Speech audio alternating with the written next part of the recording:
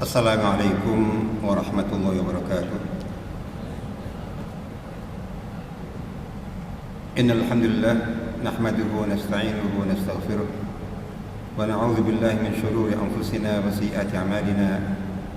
May yahdihillahu fala mudilla lahu wa may yudlil fala hadiya lahu wa asyhadu an la ilaha illallah wahdahu la syarika lahu wa asyhadu anna Muhammadan 'abduhu wa rasuluh sallallahu alaihi wa ala alihi wa sahbihi ومن صار على نهجه ودعا بدعوته واقتفى أثره واتبع سنته وجاهد جهد يوم الدين. Amma ba'd, para jamaah yang semoga senantiasa dirahmati Allah Ta'ala, alhamdulillah kita bersyukur kepada Allah atas nikmat iman, nikmat Islam, nikmat hidayah, nikmat ketaatan, dan berlimpah nikmat dan rahmat yang senantiasa kita terima dari Allah Ta'ala. Salawat serta salam semoga senantiasa tercurahkan kepada baginda Sayyidina Rasulullah sallallahu alaihi wasallam. Semoga kita senantiasa diberikan taufik dan kekuatan untuk tetap bisa istiqamah dalam menapaki sunnah ajaran beliau. Melanjutkan kajian kita dari kitab Al-Bayan fi Arkanil Iman, kita memasuki pembahasan tentang rukun iman kedua, iman kepada malaikat. Seperti yang kita sama-sama tahu bahwa rukun iman yang hanya dengan beriman secara lengkap dengan keenam rukun iman itu, maka iman kita baru dinyatakan sebagai iman yang sempurna dan iman yang insya Allah diterima. Karena keenam rukun iman itu merupakan satu kesatuan yang tidak bisa dipisah-pisahkan. Jadi gambaran paling gampangnya saja, di antara 6 rukun iman itu kan iman kepada kitab Allah. Itu harus beriman kepada semua kitab yang telah dan pernah Allah turunkan kepada para nabi dan rasulnya. Tidak beriman dengan salah satu kitab itu bisa batal imannya. Di antara kitab-kitab yang wajib kita imani utamanya adalah kitab Al-Quran. Beriman kepada kitab Al-Quran itu harus sempurna seluruhnya, 30 juz 114 surat, dari surat Al-Fatihah sampai An-Nas. Seandainya ada seseorang yang beragama Islam, terus dia beriman kepada seluruh rukun iman yang 6, termasuk iman kepada kitab-kitab Allah Ta'ala, utamanya adalah Al-Quran. Seluruh isi Al-Quran itu diimani semuanya. Ini hanya contoh ya. Tapi tidak tahu mengapa ada satu surat paling pendek itu dia ingkari, dia tolak, dia ingkari, dia kufuri. Ambillah surat paling pendek itu Al-Kautsar. Jangan tanya kenapa, ini hanya contoh. Andai Al-Kautsar surat terpendek terdiri dari 3 ayat. Ayatnya pendek-pendek sekali. Kalau di Al-Quran yang besar itu mungkin kalau ditulis itu hanya 1 baris, maksimal 1 baris setengah. Seluruh surat ayat Al-Quran diimani, diyakini, kecuali 3 ayat Al-Kautsar. Ditolak, diingkari secara sadar, tanpa paksaan. Itu seluruh akidah dia batal semuanya.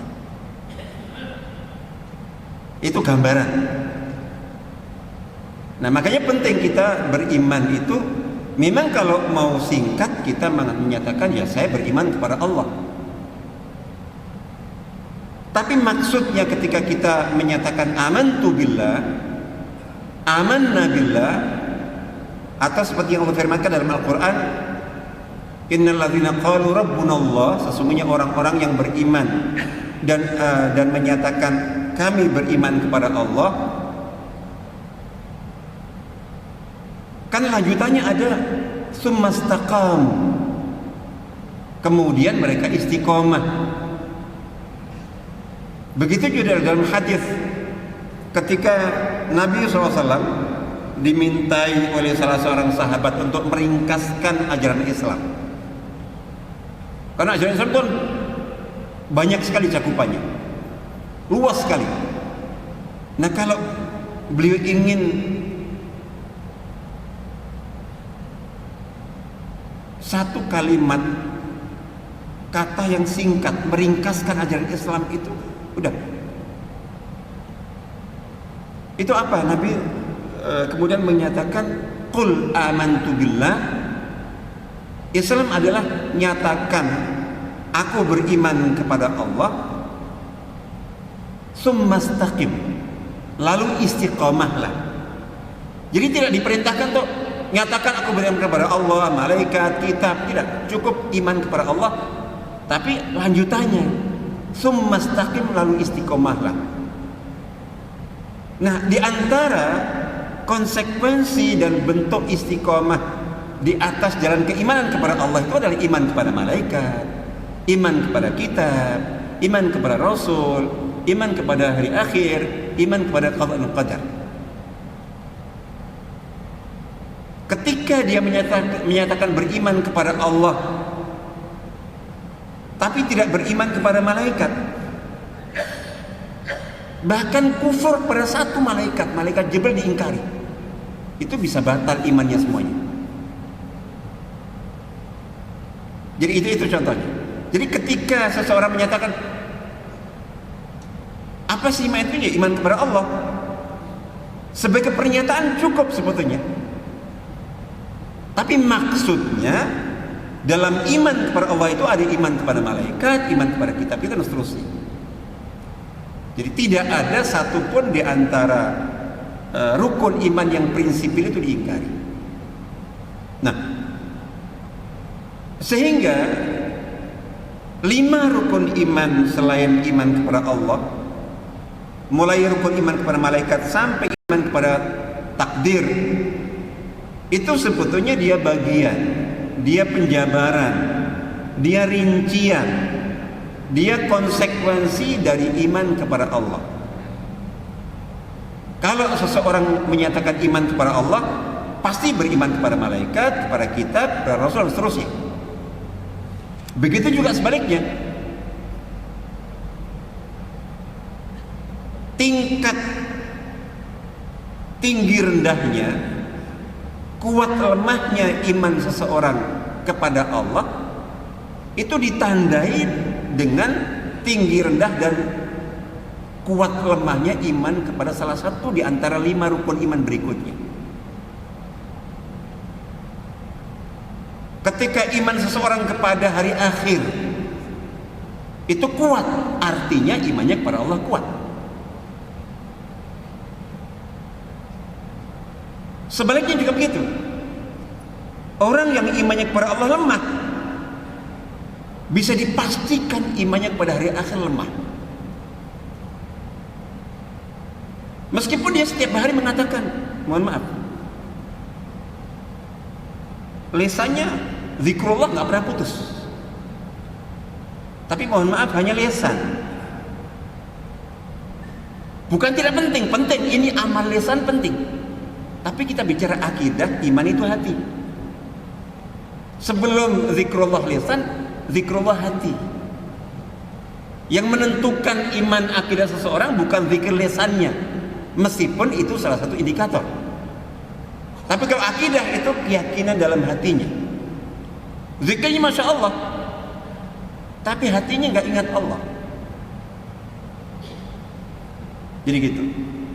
Itu pasti kebanyakan ingat dunia.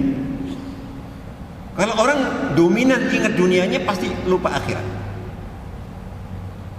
Tapi kalau zikrullah lisan berasal dari zikrullah hati, ingat Allah, pasti ingat akhiratnya kuat. Tidak mungkin tidak. Jadi ini begitu juga dalam kaitannya dengan iman kepada malaikat. Nah, tema kita tentang iman kepada malaikat ini kita masih pembuka. Di dalam kitab ini disebutkan, kita baca dua dulu saja dalam Ad-Dars Ats-Tsalits Asyar, pelajaran yang ke-13, Al-Iman bil Malaika, iman kepada malaikat, ta'rifuhum, definisi malaikat itu apa dan siapa. Disebutkan oleh Syekh Majid Makki, pemilik kitab Al-Bayan fi Al-Iman ini, al-malaikatu ibadun mukarramun. Malaikat yang wajib kita imani di dalam Islam itu adalah hamba-hamba yang dimuliakan. Sifatnya serba mulia, tidak ada setitik pun sifat yang tidak mulia dari malaikat. Dari sini misalnya gambaran gini, ketika ada orang yang menyatakan iman kepada malaikat, terus kemudian terbetik persepsi negatif tentang malaikat, itu sudah menyimpang. Karena terpengaruh dengan film, dengan sinetron, dengan cerita, dengan tulisan siapapun. Jadi ini hamba-hamba Allah yang dimuliakan. Sama seperti ketika kita membaca definisi para rasul, manusia memang, tapi yang mulia dan dimuliakan. Jadi gitu. Begitu terbetik di benak kita persepsi jelek tentang seorang nabi dan rasul, itu sudah ada cacat akidah kita. Malaikat adalah hamba-hamba Allah yang dimuliakan, makhluquna min nur. Mereka adalah makhluk, hamba, makhluk diciptakan oleh Allah Ta'ala dari cahaya. Berarti malaikat itu hamba, bukan Tuhan. Tuhan Allah, ini hamba. Seperti kita manusia, makhluknya dicipta, makhluk, bukan khalik. Dicipta, kalau manusia dari tanah, jin dari api, malaikat dari cahaya. La ya'sunallaha ma amarahum wa yaf'aluna ma yu'marun. Mereka adalah hamba-hamba Allah yang tidak pernah bermaksiat kepada Allah, tidak pernah membangkang kepada Allah dalam hal apapun yang Allah perintahkan kepada mereka, dan mereka senantiasa melakukan apapun yang diperintah.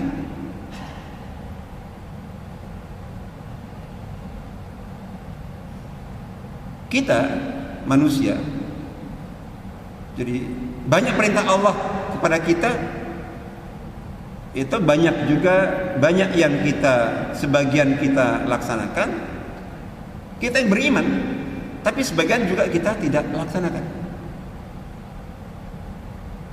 Malaikat tidak, semua yang Allah perintahkan itu pasti dilaksanakan. Kita kadang-kadang tidak melaksanakan perintah bukan karena tidak mau. Kita mau, kita siap, tapi tidak mampu. Malaikat tidak, mau dan mampu. Allah yang memberikan kemauan, Allah yang memberikan kemampuan.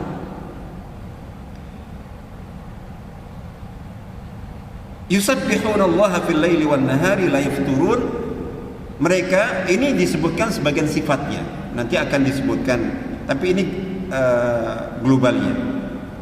Jadi mereka tidak pernah membangkang, menolak apapun yang Allah perintahkan kepada mereka, dan selalu melaksanakan apa yang diperintahkan kepada mereka. Dan mereka senantiasa bertasbih memuji Allah di waktu malam dan siang, tanpa pernah lelah dan bosan. Mengapa salat itu kok hanya 5 waktu? Dulu zaman Nabi Musa alaihissalam sholat sehari semalam itu 50 kali. Tapi ketika Nabi SAW menerima perintah salat, akhirnya diringankan jadi 5 waktu. Sebabnya karena apa? Karena Allah Maha tahu bahwa kalau dikasih 50 waktu, jangan 50, 30, 20, 10 saja itu tidak mampu gitu. Berat. 5 waktu aja banyak yang nawar masihan. Jadi gitu. Yang lainnya sunnah, itu longgar, tapi ini yang wajib. Puasa mengapa kok nggak setiap hari sepanjang tahun? Hanya sebulan dalam setahun. Itu karena kalau kita disuruh semuanya itu kita nggak mampu. Kita akan capek, kita akan bosan, kita mungkin setelah itu malah marah-marah.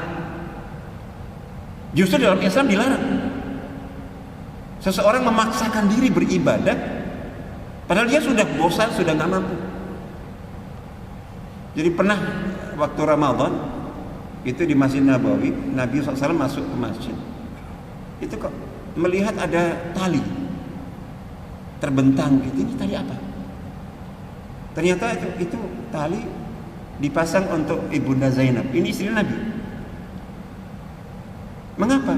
Itu beliau kalau sholat malam kadang sambil terkantuk gitu, sehingga supaya nggak jatuh pegangan dengan tali itu. Jangan. Kalau ngantuk tidur. Saat semangat silakan sholat.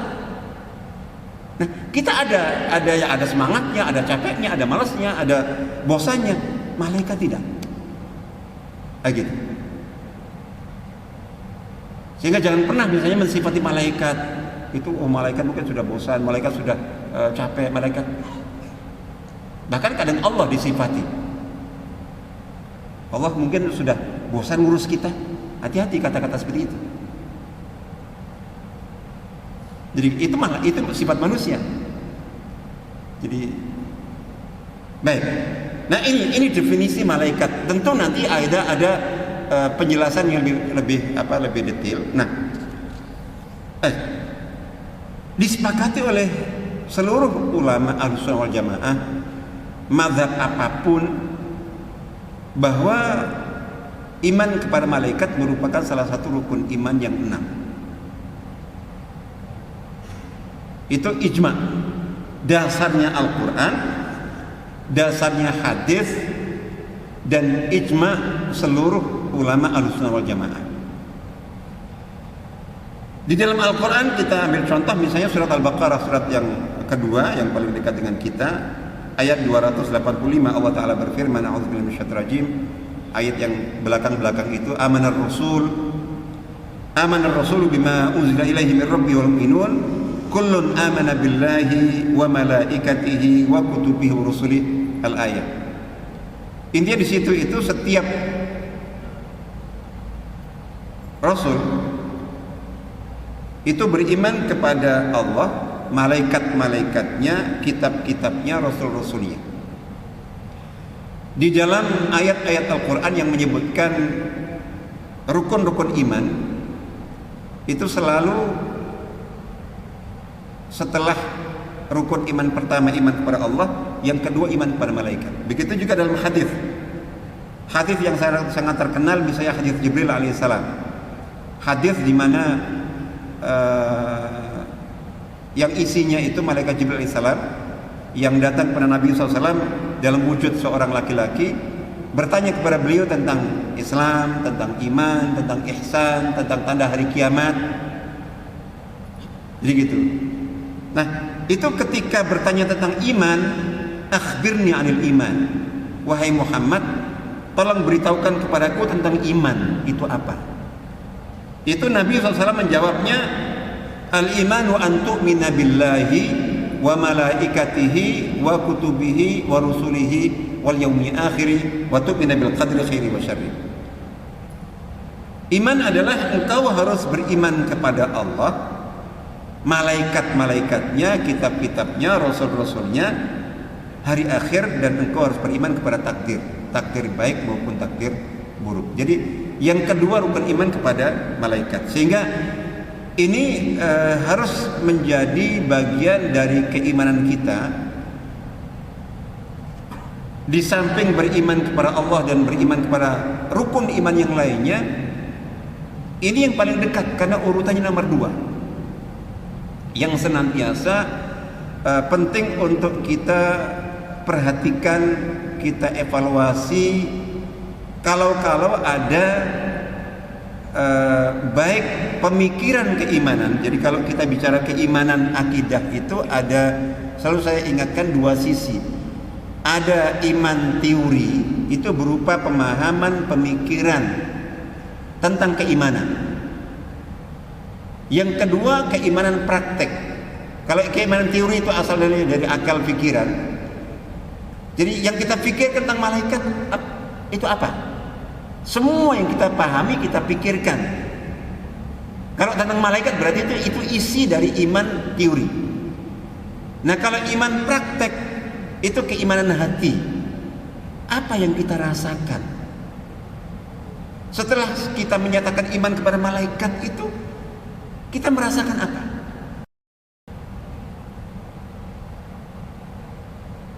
Contoh salah satu jenis dan tugas malaikat yang Allah ciptakan, itu tugasnya hanya keliling kemana-mana. Itu tugasnya hanya mencari majelis taklim, majelis zikir, majelis Al-Quran. Insya Allah majelis kita termasuk di dalamnya, apalagi di masjid. Ketika bertemu, dan insya Allah mudah-mudahan termasuk majelis kita ini teman oleh malaikat, itu malaikat itu memanggil yang lainnya. Malaikat terbang, dikatakan malaikat sayyara, malaikat penerbang. Sebenarnya semua malaikat bisa terbang, tapi ini khusus karena tugasnya terbang kemana-mana mencari majelis Al-Quran, majelis zikir, majelis ta'lim.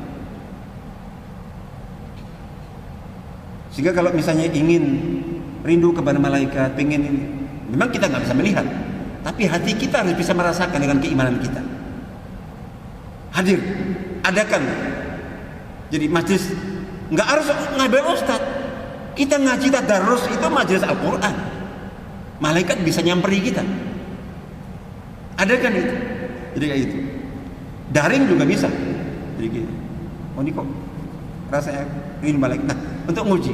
Nah, ketika ada satu majelis, insya Allah termasuk majelis kita ini, itu kemudian malaikat itu berhenti dan berhenti di atas, memayungi majelis itu dengan sayapnya, memanggil malaikat sejenis yang lainnya, halumbu ila hajatikum, kemari, yang kalian cari ada di sini. Terus kehadiran malaikat, karena malaikat itu hanya melakukan apapun atas perintah Allah. Ketika malaikat datang ke sebuah majelis, itu juga atas perintah Allah. Dan kehadirannya itu atas dasar ridho, berarti tanda ridho Allah. Makanya ada rumah-rumah yang dimasuki malaikat, itu ciri-ciri kayak apa? Ada rumah-rumah lain yang tidak dimasuki malaikat, berarti dimasuki jin dan setan. Itu seperti apa? Coba kenali. Implementasi iman kepada malaikat seperti itu. Jadi ketika kita hadir ini, misalnya kadang-kadang, oh kok pengajiannya cuma sedikit. Oh ini berarti imannya kepada malaikat lemah. Yang terlihat memang 5 orang, 10 orang. Apalagi ustadznya. Oh begitu yang datang sedikit, oh baru udah malas. Kita nggak tahu yang datang malaikat. Kalau kita percaya dengan informasi hadis itu, memang kita tidak bisa memastikan, tapi kita katakan insya Allah. Dan itu menjadi ketenangan kita. Di antaranya yang sehari-hari, siang malam itu ada malaikat. Ada malaikat pengawas, ada malaikat penjaga, ada malaikat pencatat amal. Mohon maaf, 24 jam itu kira-kira berapa persen kita menyadari itu? Saya dijaga malaikat. Apapun yang saya ucapkan, lakukan, dicatat malaikat. Gimana? Atau blank gitu? Ketika itu blank itu berarti iman kepada malaikat. Iman kita kepada malaikat sedang dipertanyakan. Meskipun mulut kita mengatakan iman kepada malaikat, tapi secara praktek itu gitu. Ada malaikat siang yang datang sejak subuh tadi sampai asar nanti. Itu sip siang. Udah nyatat semua yang kita lakukan. Diganti malaikat malam sejak asar sampai subuh lagi. Jadi gitu. Ini hadis sahih, disepakati semuanya kayak gitu. Nah, seperti itu. Nah, itu memang nggak bisa kita lihat, bukan untuk lihat. Itu iman hati yang bisa menangkap. Iman pikiran, terus hati kita bisa merasakan. Memang kita tidak bisa memastikan, tapi kita harus optimis. Jadi misalnya kita tanda-tanda rumah yang dimasuki malaikat begini, kita setting rumah kita. Rumah itu biasa ditempati untuk ibadah. Jadi kita sholat fardu di masjid, tapi sholat sunnahnya sebisa mungkin di rumah, kecuali kalau rumahnya jauh. Tentu kalau dekat. Jadi keluarga kita biasa ada tilawah, dijauhkan dari hal-hal yang tidak disukai malaikat. Kita sudah men-setting seperti itu. Kita harus merasa insya Allah rumah saya dimasuki malaikat. Dan akan adem. Kita merasakannya. Ketika kita kok rumah kok kayak panas, ada sesuatu dikit-dikit emosi. Ini kayaknya nggak suka disabah oleh malaikat berarti. Itu kita harus peka. Kita harus peka. Jadi kita di bawah. Ini kiri kanan kita. Ini ada qarin malaikat, ada qarin setan. Yang setan bisiki yang jelek-jelek, yang malaikat bisiki bukan nyuruh. Penggeraknya tetap hati kita, nurani kita, tapi dikuatkan. Nah kita selama ini bisikan di dalam itu lebih kuat bisikan nurani yang baik atau yang itu. Jadi gitu. Kalau ternyata lebih banyak jeleknya, berarti selama ini kita nggak noleh kepada qarin malaikat. Adzan, ayo cepet. Itu diabaikan, lebih ke yang sebaliknya. Ada ajakan ini diabaikan. Jadi gitu, lebih mengikuti itu. Nah ini dari sisi praktek banyak sekali. Nah yang jelas bahwa seperti yang tadi kita sebutkan, bahwa ini bagian dari penjabaran keimanan kepada Allah Ta'ala, pelengkap, penyempurna, dan secara urutan diurutkan di urutan kedua. Tentu ada hikmahnya, meskipun ya saya juga tidak menemukan penjelasan yang pasti. Jadi gitu. Tapi ya kita bisa mencoba. Jadi kok didahulukan di samping daripada iman kepada kitab, kepada Rasul, kepada hari akhir, kepada qada dan qadar. Itu ya salah satu yang coba saya pikirkan dan renungkan itu adalah bahwa ini iman kepada kitab, Rasul, hari akhir, qada dan qadar ini kan ini muatan agama kan. Muatan agama yang Allah turunkan kepada kita untuk menjadi pedoman hidup kita. Kitab firman Allah, yang disitulah isi tuntunan Allah itu disampaikan kepada Rasul. Isinya diantaranya akhirat dan seterusnya seperti itu. Nah ini kitab ini dari Allah, firman Allah itu kita dapatnya taunya bukan dari Allah langsung.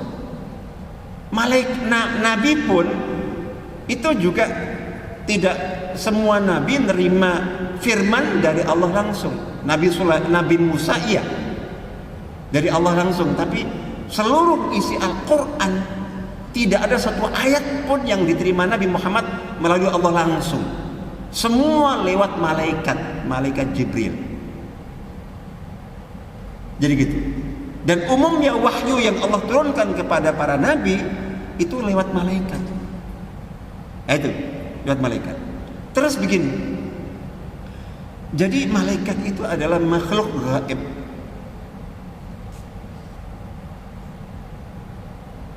Yang dekat dengan kita dan terkait dengan kehidupan manusia dari sejak sebelum manusia lahir sampai setelah meninggal.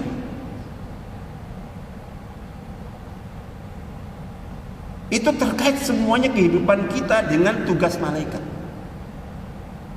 Saat kita masih belum menjadi janin, berusia 120 hari dalam kandungan ibu kita, dari nutfah ke mudghah ke alaqah, berumur 120 hari, Allah mengutus malaikat yang diutus untuk meniup ruh. Tahapan terpenting pertama, meniupkan ruh itu, yang dengan ruh itu kita bisa hidup. Terus kemudian mencatat takdir. Perhatikan, di sini bukan menetapkan takdir baru, mencatat takdir. Bikatbi rizki, takdir rizkinya, ajalnya, amalnya. Karena takdir sudah ditetapkan oleh Allah Ta'ala di Lauh Mahfuz. Nanti kita bahas waktu kita sampai ke bahasa takdir, atau mudah-mudahan umur kita masih. Itu sebelum Allah menciptakan langit bumi 50.000 tahun. Nah, yang ini itu mencatat, tugas meniupkan ruh, mencatat takdirnya. Terus setelah itu sampai kelahiran, itu semuanya dalam kehidupan kita sudah ada malaikat ditetapkan qarin, malaikat pendamping sejak lahir. Jadi gitu. Bahkan ke sebelum lahir, sejak lahir terus ada malaikat penjaga, ada malaikat pencatat.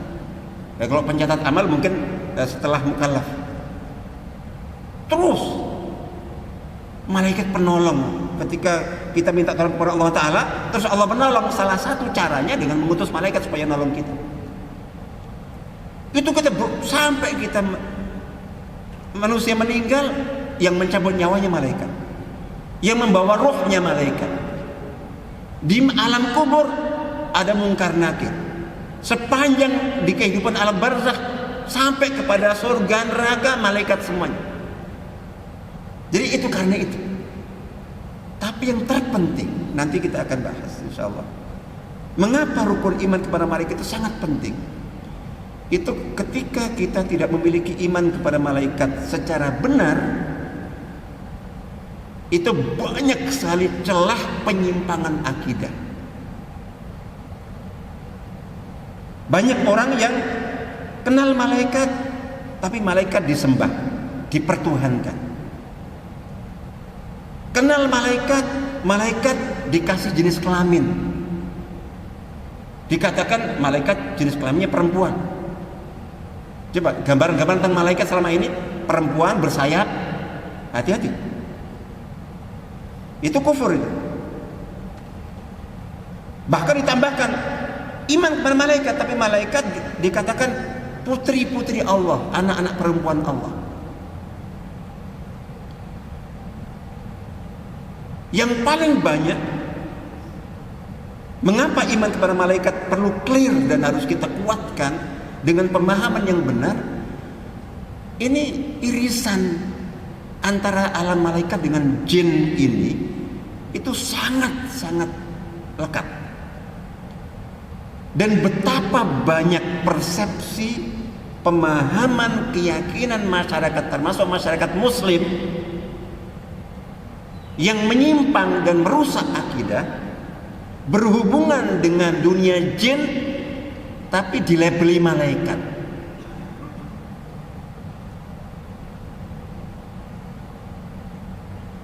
Ada yang punya persepsi bahwa ada orang yang bisa punya khadam malaikat.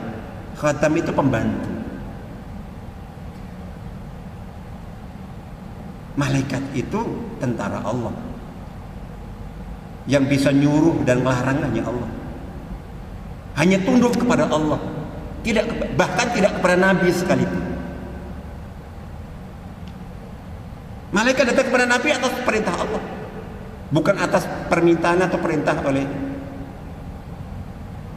Jadi, nah itu banyak. Jadi, oh bisa kan ada amalan untuk amalan-amalan tertentu yang dengan cara begini dan begitu semacam itu. Ada orang-orang yang berhubungan dengan alam gaib, enggak? Oh, ada kan keyakinan bahwa ini menerima wahyu dari Jibril. Kalau kita paham tentang malaikat, tugas Jibril itu tugas Jibril khusus untuk membawa wahyu sudah usai. Bukan malaikat Jibril nganggur. Ada tugas-tugas yang lain tapi khusus itu sudah usai. Terus ada orang mengatakan menerima wahyu dari Jibril. Itu pasti jin. Ada orang ini ditolong ini, ditolong itu. Ciri-ciri orang yang ditolong Allah lewat malaikat itu ada tandanya. Mohon maaf, orang katanya sampai dikatakan wali berarti dilindungi malaikat. Kapan salatnya nggak jelas, kapan ibadahnya nggak jelas. Itu bisa kita pastikan pasti bukan malaikat yang dari Allah, itu jin. Ada nerima bisikan itu. Kalau yang dari malaikat kita tahu ciri-cirinya bagaimana ini. Nah, ini termasuk yang sangat penting, nanti insya Allah akan kita bahas. Ini sebagai pembuka awal tentang iman kepada malaikat, gambaran umum terkait dengan siapa malaikat dan kewajiban kita beriman kepada malaikat, dan sepenting apa iman kepada malaikat. Yang paling utama diantaranya adalah bagaimana kita mengimplementasikan, itu mengevaluasi iman kita secara implementatif. Apa yang kita rasakan ketika kita mengaku beriman kepada malaikat dalam keseharian selama ini. Ternyata tadi itu, ya termasuk saya, mungkin juga ya tetap perlu saya mengingatkan diri saya terus. Oh ternyata saya masih banyak lupanya, sendirian gitu. Habis itu, oh nggak ada yang lihat. Nah, iya manusia yang lihat. Kalau kita firman malaikat, Allah melihat, malaikat melihat. Dan melihat itu tugasnya khusus memantau dan mencatat kita. Oh kita dipantau oleh siapa saja, misalnya ada karyawan dikasih tugas, terus dilepas dengan ada yang mengawasi, beda. Jadi gitu. Iya. Insya Allah itu. Jadi insya Allah itu semua sekedar pengingat, mudah-mudahan menguatkan iman kita kepada Allah dan dibuktikan dengan keimanan kita kepada rukun iman yang lainnya, salah satunya iman kepada malaikat. Insya Allah itu kita cukupkan sampai di sini. Selesai. Jadi, namun waktu kita sudah berakhir, semoga bermanfaat dan mudah-mudahan nanti insya Allah kita akan sambung dalam kajian yang berikutnya. Barakallahu fikum. Assalamualaikum warahmatullahi wabarakatuh.